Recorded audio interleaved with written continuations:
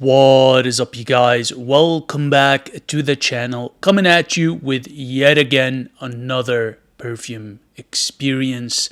And for today, I have none other than Francesca Bianchi's Under My Skin.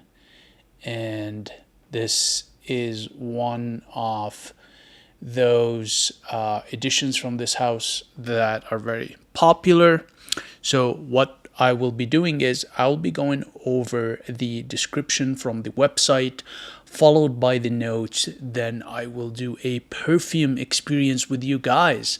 And before we get started, and as per tradition on this channel, make sure to grab your favorite snack, your favorite bevy or cafe, and sit back and relax and enjoy the awesomeness heading your way. For those of you that have been following me for a while, you know the love affair I have with Panamanian geisha beans. So here we go.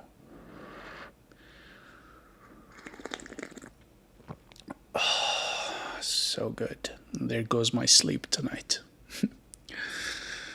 All right. So,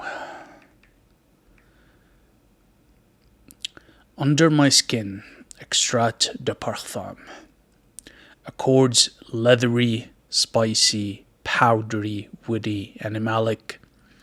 Mood, erotic, intimate, animalic, mysterious. That's a theme with this house, by the way. All right. So,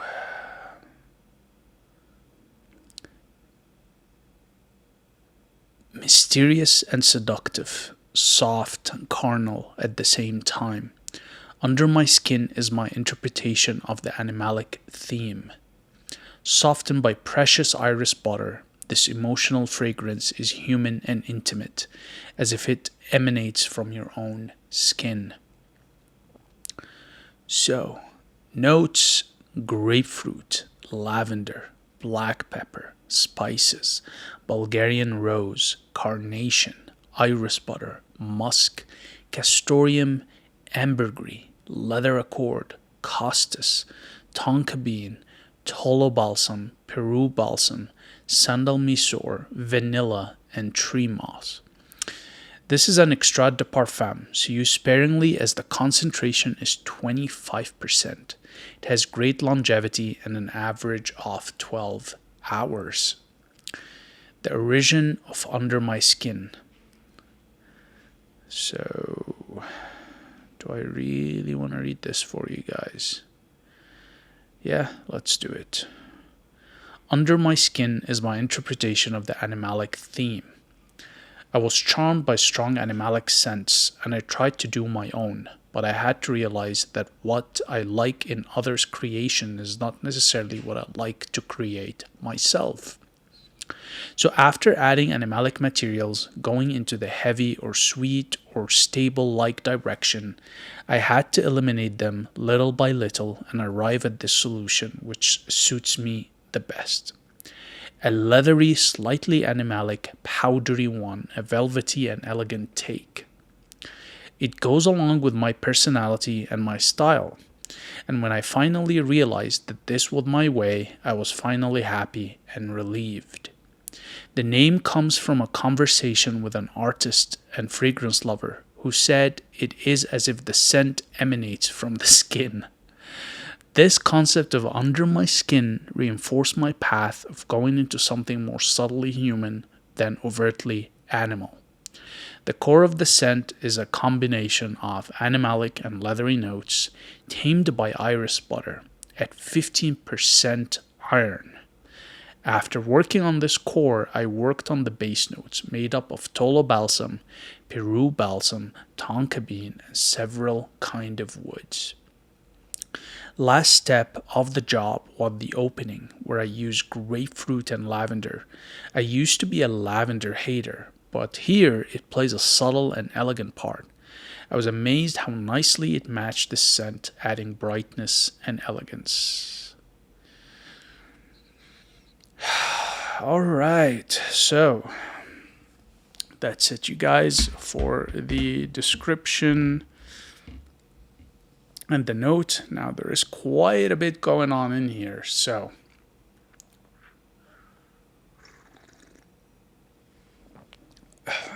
maybe a bit hard to pick on the notes independently. Okay, so without further ado, here we go.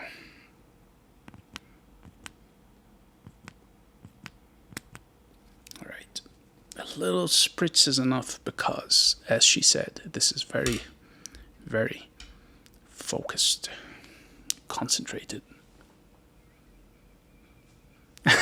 Yeah, it's very animalic. It has this typical Francesca Bianchi DNA. You get a bit of fizz from the ambergris, the animalics from the castoreum and costus, the skin-like tone from the sandalwood. Yeah, there's a muskiness to it for sure. It's just very, it's very it's not necessarily a skin scent nor very animalic. It's somewhere in between. It's kind of like a, I don't know if I can say this on YouTube, but it's like when you're in the bedroom and you're having your intimate time with your significant other, and then it's almost like that scent that's created from bodily fluids, and let's leave it that like that. It's very akin to that. Yeah, there's just, whoa, it's just so much. It's like a body odor, but it's very, very pleasant and intriguing, slightly off-putting, but also grabs you in and brings you in. Okay, I'm gonna need the help of the notes because this one is very well blended. I can pick on certain notes here just because they're very clear, okay? So let's start with grapefruit and lavender.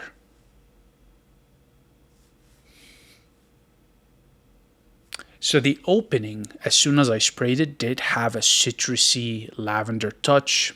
Then they talk about black pepper and spices.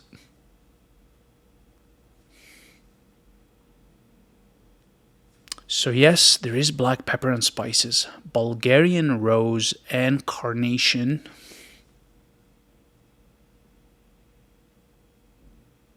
Yes and yes, iris butter. It is irisy, absolutely. Although for an iris centric scent, I would have expected more of an oomph to it, but yeah, it's very subtle in here.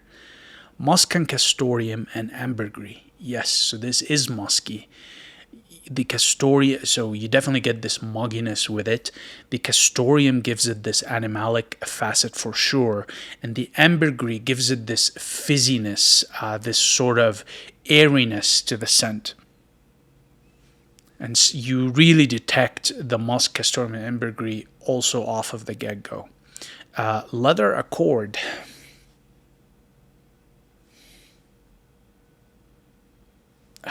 I mean, I guess it's kind of hard to pick on. Costus, yes. Tonka bean. I will say yes, there's a slightly vanillic aspect to this. So tonka and vanilla really go hand in hand. Tolu balsam and Peru balsam. So it is balsamic. As to which is which, I wouldn't be able to tell you. Sandal mysore, yes, it does have this creamy, oily, warm, slightly animalic aspects of the sandal mysore. Vanilla, yes. Treemoss.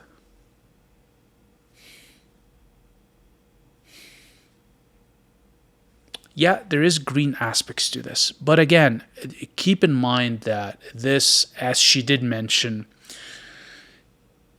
is a leathery, irisy, animalic scent that's built from the heart around these notes, then the top later on of the citrus, the lavender, the spices, and the rose was added in.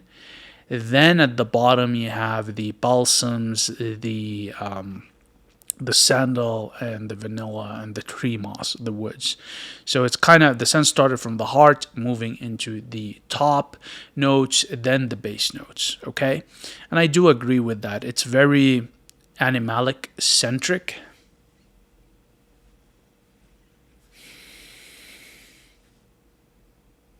And yeah, it's the two things you pick on for sure here are the castoreum and the ambergris. It's a good amount of ambergris for a scent that's iris butter and leather accord centric. I'm actually getting more of that ambergris and castoreum.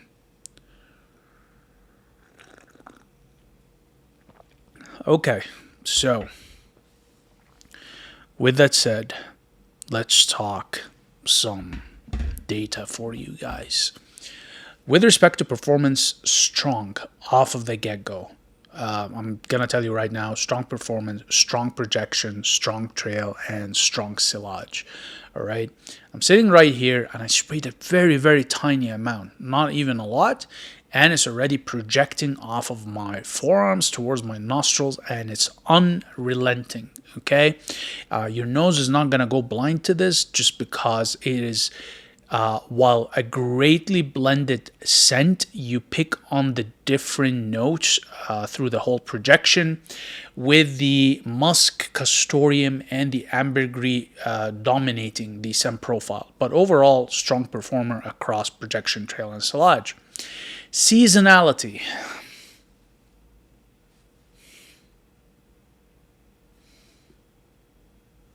See, this one is actually versatile enough to wear across all 4 seasons. It has facets that work in hot weather, so it'll be very good in spring and summer. So things like the woods, the citrus, the lavender, and most importantly, the ambergris. And then you have facets of it that are better suited for cold weather. So you have the leather, the sandalwood, the balsams, the vanilla, the tonka. All of these will work, and the iris actually. All of these will work great in cold weather. So I find this scent is very well balanced, where it works across all 4 seasons. So versatile enough to wear across all 4 seasons. Okay. Now, with respect to time of day. Listen, I do think this is versatile enough to wear across the whole day. However, from a suitability standpoint, I doubt anybody wants to start their day with such a strong animalic scent. Okay, I find that a scent like this, a scent that plays on animalics, a scent that plays on sensuality, being sexy, being mysterious, being dark, these scents are better suited for evening wear. So I'm going to go ahead and say that this is an evening wear scent. Now, with respect to how you would dress this, I'm not going to go ahead and say dress it formal, semi-formal, semi-casual, or casual. Rather, I will say, given that this is a scent that's intended to be animalic, mysterious, sensual, sexy, playful, erotic, that's a few of the ways it's described here. Dress something that makes you feel confident and sexy, but most importantly, comfortable in your own skin. Okay? So that's what you need to keep in mind in terms of how you would dress this. Now, with respect to the gender spectrum, all of Francesca Bianchi's scents tend to be unisex.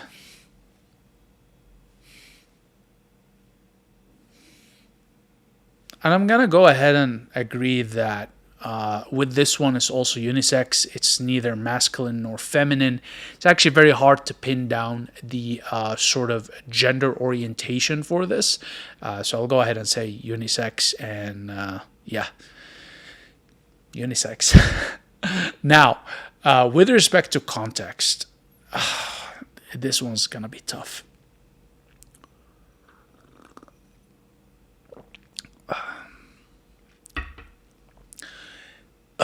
man, where would we put this context-wise? This scent profile and a lot of the scents that come out of the Francesca Bianchi house are very potent, very unique, very non-mainstream, and require a rather trained nose, and a lot of them are an acquired taste. Okay, so the context in which you would wear these is going to be very limited, shall we say. I know that the scent alludes to a lot of sensuality, sexiness, eroticism. I doubt you want to start any romantic or intimate interaction smelling like this. It's kind of like putting the cart in front of the horse. You're eventually going to smell like this, okay, when you're getting intimate. So to start it off that way, I'm not really sure it's a good way to do it. It's not also a date scent. I wouldn't go into a date smelling like this. It's 100%, maybe 1,000,000% not even suitable for work. Okay, so don't even think of this scent for work. So what context would you wear this in? Rather than a context, I'm gonna talk about the profile of a person that would wear this. An irreverent person, a person that does not care about societal and social accepted norms, a person that's confident in their own skin, a person that knows who they are, a person that comes and goes as they please, somebody that's opinionated, somebody that has a very strong character, somebody that is dominant, okay? I want you to think of your typical, for a man, it'd probably be a bad boy. For a girl, it will be this baddie, that I guess the term is a baddie, right? That very confident, dominant, aggressive kind of a woman. So that would be really the kind of people that put these scents on. They're people that just do not care. They go and do as they wish. They are not concerned with others. They just do what pleases them. And these are the kind of people that typically always get what they want. They're savages, okay? You have to a certain extent be a savage to put this scent on. It's like you're walking around with the scent of BO of another person after an intimate session having not showered. Okay. Now, depending on the kind of a person you are, if you're a clean-cut kind of a person, this is very off-putting for you. But if you're an absolute savage and you're in touch with your animalic side and you operate more out of the reptilian side of your brain rather than the human rational side of your brain, this scent is going to be intoxicating for you. This might actually become your signature scent. You want to walk around smelling like that. You want to signal to others that, hey, you are in demand, that you are out there passing your genes on with multiple people to the next generation, because that's what you're going to smell like. For most people, it's going to be off-putting. For the people that actually have experience and understand the animalic side of things, you're gonna be, it's gonna be a turn on for them. Okay, so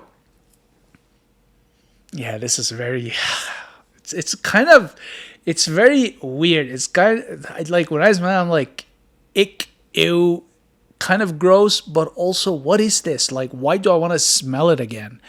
And it's slightly different from artisanal animalics. If anything, I actually find this might be more overboard compared to artisanal animalics. It is just very aggressive in terms of the level of, I guess, offensiveness of it.